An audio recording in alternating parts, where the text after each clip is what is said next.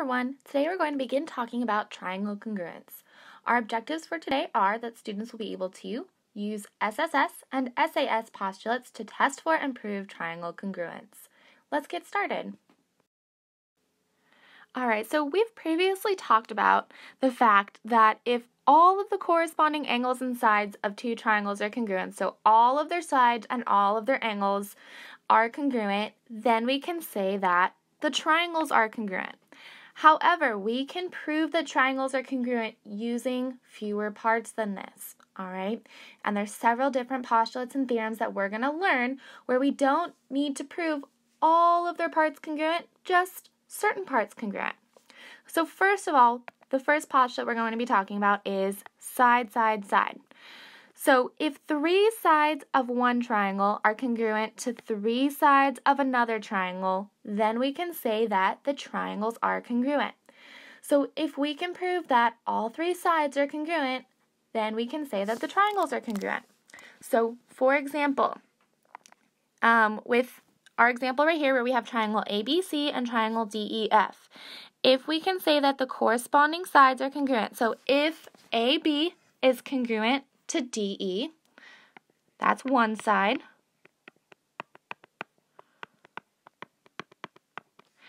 and if we can say that BC is congruent to EF, that's another pair of corresponding sides.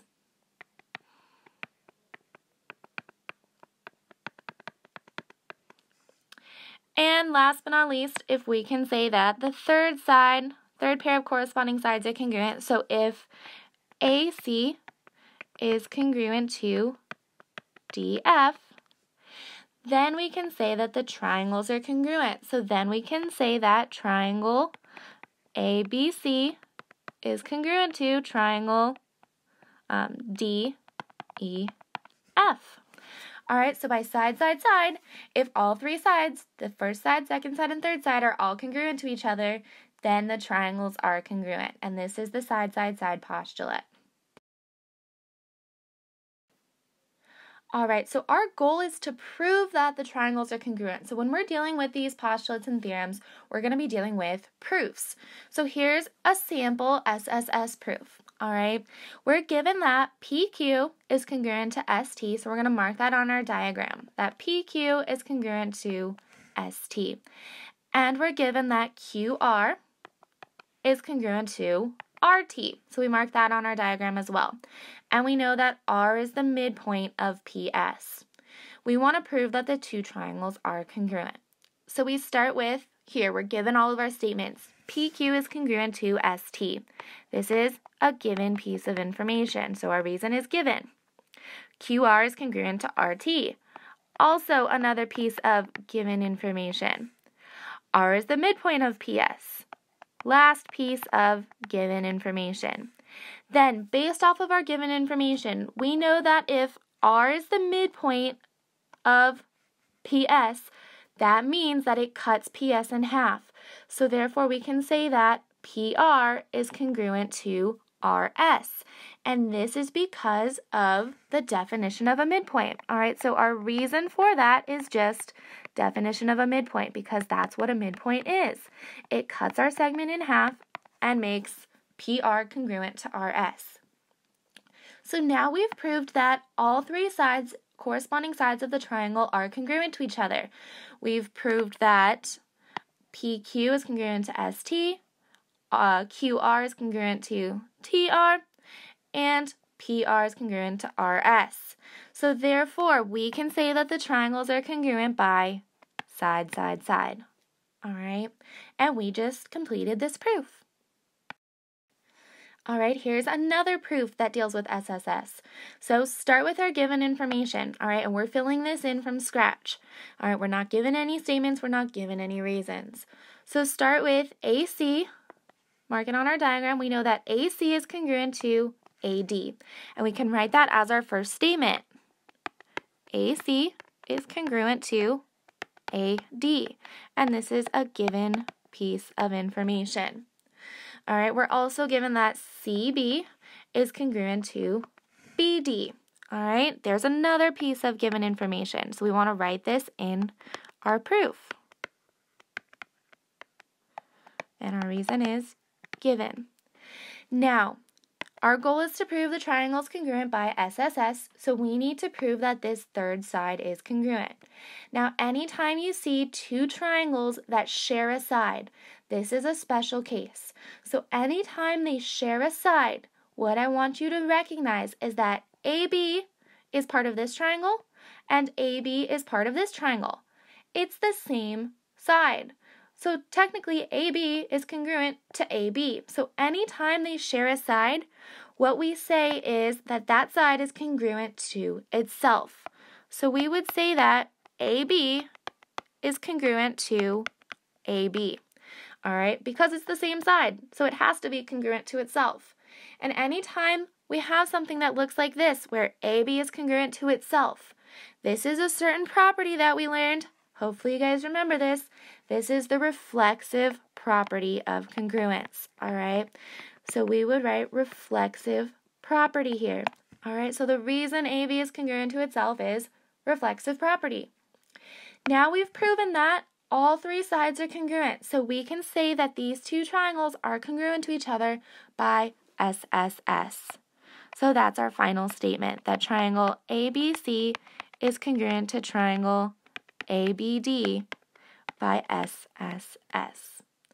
All right, if you have any questions on these proofs, call me over so I can help you. Otherwise, let's move on to our next postulate. All right, the next postulate we're going to be talking about today is side angle side, all right, or SAS for short. So side angle side postulate tells us that if two sides and the included angle of one triangle is congruent to two sides and the included angle of another triangle, then the two triangles are congruent. So all we need is two sides and the angle in between them to prove that two triangles are congruent. So a key thing to remember is included angle means the angle between the sides. All right, so it has to be a certain angle. So for example, in this picture right here, we're given that AB is congruent to DE. All right, so that's this side is congruent to this side. If we're given that one side, all right, so if AB is congruent to DE, and the other side we're given is BC, oops, I wanted my highlighter, BC and EF, all right? So that's the other side. BC is congruent to EF. We have to be given the angle in between those two sides. So it has to be this angle right here. It has to be angle B and angle E. If it is not those angles, it does not follow side angle side. All right, so we have to be given the angle in between the two sides. So we have to be given that angle B is congruent to angle E. Then we can say that the two triangles are congruent. So then we can say triangle ABC is congruent to triangle DEF. All right, so by side angle side, it has to be two sides and the angle in between. All right, so for example, if we had a triangle that looked like this, all right, if we drew another triangle and we said this side and this side, it would have to be this angle in between. All right, it has to be the angle in between the two sides that we're proving to be congruent to each other. All right, if you have any questions on this, call me over so I can help you. Otherwise, let's move on to some example proofs. All right, so number 4, I know it's an even, but we're going to do it anyway. So number 4, we want to start with what we're given. We're given all of our statements. So our first statement is that JM is congruent to NL. So always mark it on your diagram first. So JM is congruent to NL. Our statement's already written. Our reason is that it is given. So write that down for reason number 1. Then we're given that angle JMN is congruent to angle LNM. All right, so we write that that's our given information, and we want to mark it on our diagram so we can easily see this. So angle JMN is this angle right here, so we mark that. And then angle LNM is this angle right here. So we mark that. Now, we're given this side, this angle, so we need this side in order to prove it by side angle side. We're given this side, this angle, so we need the side that would include that angle. All right, and automatically we know that these two triangles, we have two triangles that share a side. So this is just like example number 3. Anytime you have two triangles that share a side, we know that side is congruent to itself by reflexive property. So we can say that side MN is congruent to side MN by reflexive property. Anytime two triangles share a side, that side is always congruent to itself by reflexive property. Now, triangle JMN. JMN is this triangle right here. We've got side, angle, side. It's the two sides and the angle that's included. This triangle right here, triangle LNM. All right, we've got two sides and the included angle. So therefore, we can say that these triangles are congruent to each other by side, angle, side. All right, we've got another proof here. So let's do number 5 together. So start with our given information. AB is congruent to BC. Mark that on our diagram and write our reason is given. All right, always, always, always mark it on your diagram so that you can tell which theorem or postulate you're going to be using. Then we're given that BD bisects ABC. So BD is this segment right here, and it bisects angle ABC. So that means it bisects this angle right here. All right, that is a given piece of information. And we just recognize it on our diagram. And then what do we know about an angle bisector? All right, we know that an angle bisector cuts an angle in half. So that means if BD is an angle bisector, that this angle is going to be congruent to this angle. So therefore we say angle ABD is congruent to angle CBD because of the definition of an angle bisector. That is our reason, because an angle bisector cuts an angle in half. All right, then we know that these two triangles share a side. All right, they both share side BD. So we say that that side is congruent to itself by reflexive property.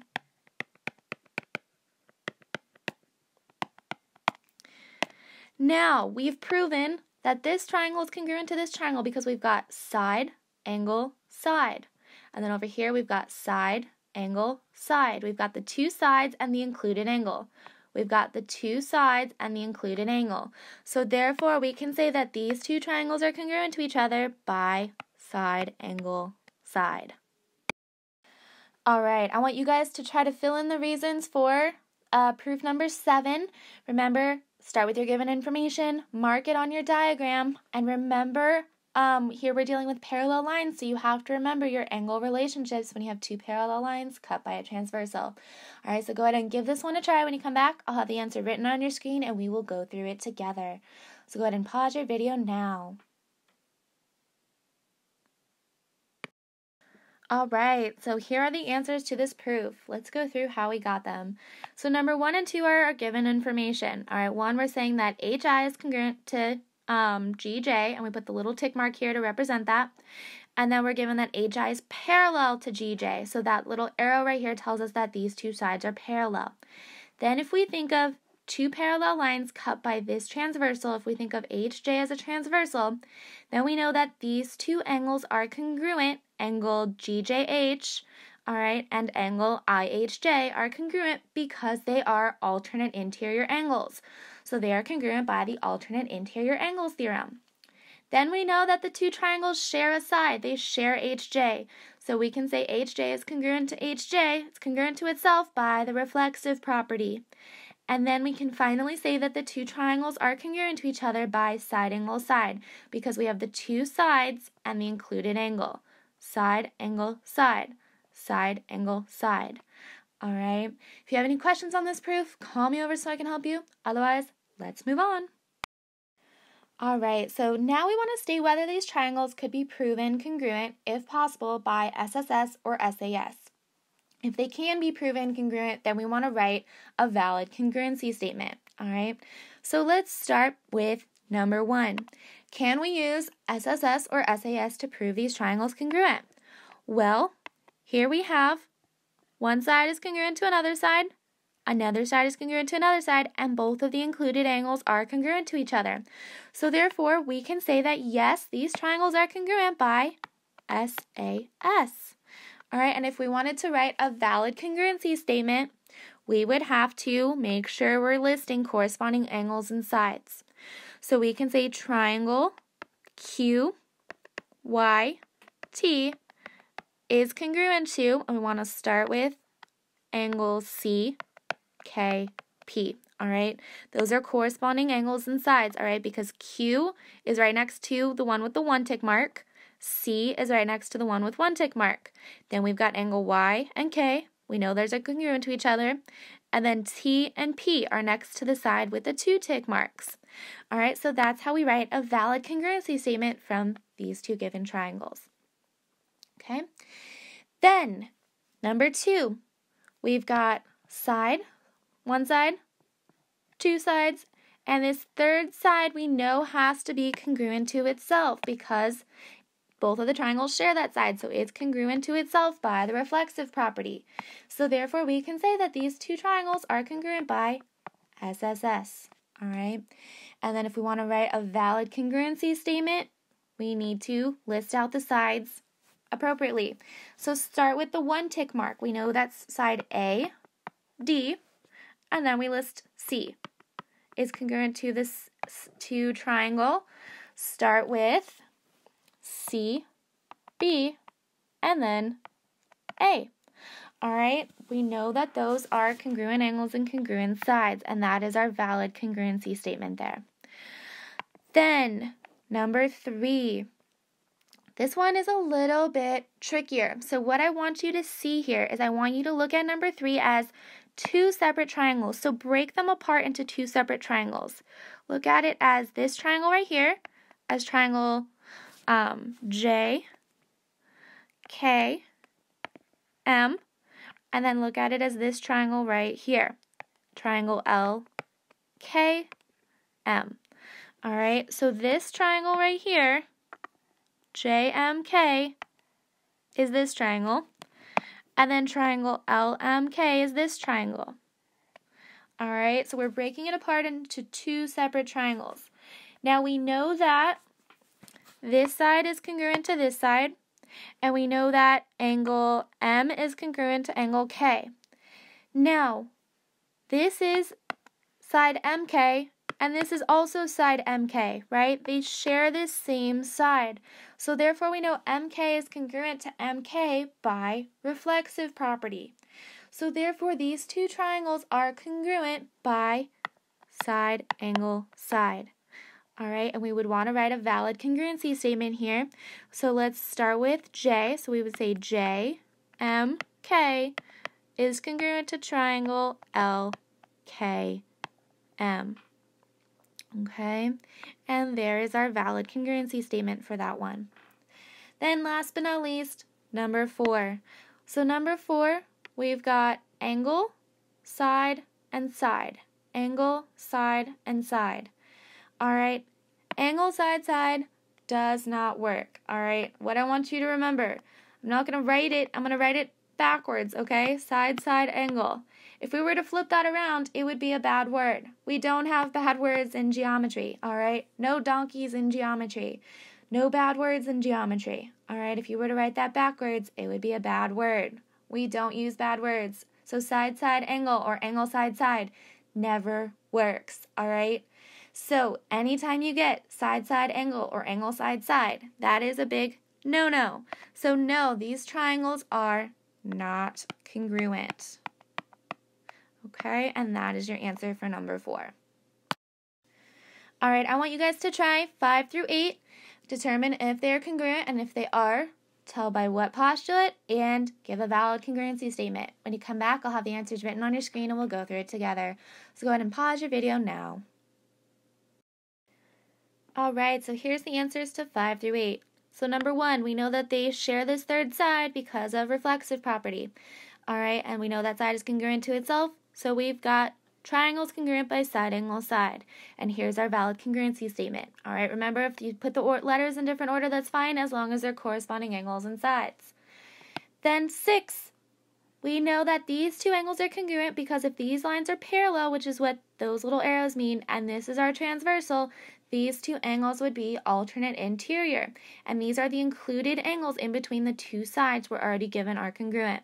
So therefore, we've got two sides in the included angle, two sides in the included angle, so these are congruent by side, angle, side. Over here for number 7, we've got angle, side, side. All right, or side, side, angle. We cannot do side, side, angle, or angle, side, side. All right, so these are not congruent. Then last but not least, number 8, we know that these two angles are congruent because they are vertical angles. So then we have two sides in the included angle, two sides in the included angle. So these are congruent by side, angle, side. All right, if you have any questions on this, call me over so I can help you. Otherwise, let's move on to our final example problem. All right, now we are going to use side, side, side in the coordinate plane. So if we're given coordinates, we want to determine if two triangles are congruent to each other. Now, what we need to remember for these types of problems is the distance formula. Hopefully, you guys remember the distance formula. All right, if you don't, I'm going to refresh your memories right now. So distance equals the square root of x2 minus x1 squared plus y2 minus y1 squared. All right, so write that on the top of your papers or right next to these problems so you have the distance formula. So what we're going to do is we are given 6 different points, all right, 3 different vertices of 2 different triangles. So we know that PQR, these 3 points are one triangle, and XYZ are 3 points of another triangle. So what we need to do is find the distance of all 6 sides using the distance formula. All right, and if the corresponding sides are congruent to each other. So if PQ is congruent to XY, and QR is congruent to YZ, and PR is congruent to XZ, then we know the triangles are congruent because all the sides are the same length. So what we have to do is we have to do the distance formula 6 times. All right, so let's start with PQ. So here we're going to find the distance of PQ. So we know that the distance of PQ equals the square root. And if we said this is x1, y1, x2, y2, we're going to say -3 minus 5 squared plus 7 minus -4 squared. Then we're going to simplify this. We get -8 squared plus, this becomes plus,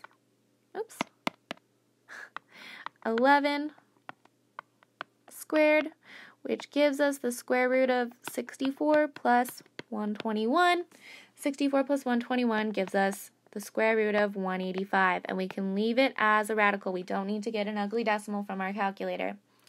All right, then we want to find the distance of QR. So QR, now we're looking at Q and R. So we've got x1, y1, x2, y2, and we're going to plug it into our distance formula. So we get x2 minus x1, so 0 minus a -3 squared plus y2 minus y1, 2 minus 7 squared. This gives us 3 squared plus -5 squared, which gives us the square root of 9 plus 25. So we get the square root of 34. And that's the length of QR. Then last but not least, we want to find the length of PR. So we're going to say x1, y1, x2, y2. Then distance equals x2 minus x1, so 0 minus 5 squared, plus y2 minus y1, 2 minus the -4 squared. We get -5 squared plus 6 squared, 25 plus 36. That gives us the square root of 61. All right, so now we found the lengths of the sides of PQR. Now we want to find the side lengths of x, y, z. So let's use the distance formula over here to find these. So let's start with x, y. So if we're doing x1, y1, x2, y2, we're saying the distance equals x2 minus x1, so 9 minus a negative 2 squared, plus 7 minus a negative 1 squared. We get 11 squared plus 8 squared, square root of 121 plus 64, and we get the square root of 185. Then we want to find yz, all right? So relabel these as x1, y1, x2, y2. Now yz is going to be the square root of x2 minus x1. So we get 3 minus 9 squared plus y2 minus y1, 2 minus 7 squared. We simplify, we get negative 6 squared plus negative 5 squared, which gives us 36 plus 25, which gives us the square root of 61. Now, xz. All right, let's erase these so we can, let's see if I'm able to erase these. There we go. And then we want x and z. So x1, y1, x2, y2. And we're going to do the distance formula here. So x2 minus x1 gives us 3 minus negative 2. So 3 plus 2 squared plus y2 minus y1. So 2 minus a negative 1, or 2 plus 1. We simplify this. We get 5 squared plus 3 squared, 25 plus 9, which gives us the square root of 34. All right. Now we want to identify what are the corresponding sides, okay? So the corresponding sides here, if we're looking at our original statement up here, we would want to match up the sides. However, we don't have to go off of this because it is not a congruency statement. This right here is not a congruency statement. All we want to see is, are there 3 sides that are the same length? So we can see that PQ is 185 and XY is 185, square root of 185. So those two are corresponding sides and they're the same length. So those are congruent sides. Then we know that QR is the square root of 34 and we see that XZ is the square root of 34. So there's 2 sides that are corresponding and congruent. Then last but not least, we've got YZ and PR are both the square root of 61. So therefore, because those are congruent sides, that's our third side, and we would then say that those are corresponding when we're writing our final valid congruency statement. All right, so we can say that since we have PQ is congruent to XY, and we know that QR is congruent to XZ, and PR is congruent to YZ. We have 3 sides that are congruent to each other, all right? We can say these triangles are congruent by SSS. Now we would need to write a valid congruency statement. So this right here is not a valid congruency statement because according to that, the sides aren't corresponding and congruent. So we need to write a new valid congruency statement matching up the corresponding sides. So we would say triangle PQ, and then we would want to say PQR is congruent to triangle, and we want to match up this congruency statement with PQR. So we have to look at what is congruent to PQ, that would be XY, and what is congruent to QR, that would be XZ. So technically, if we want this to work, we would have to say YXZ.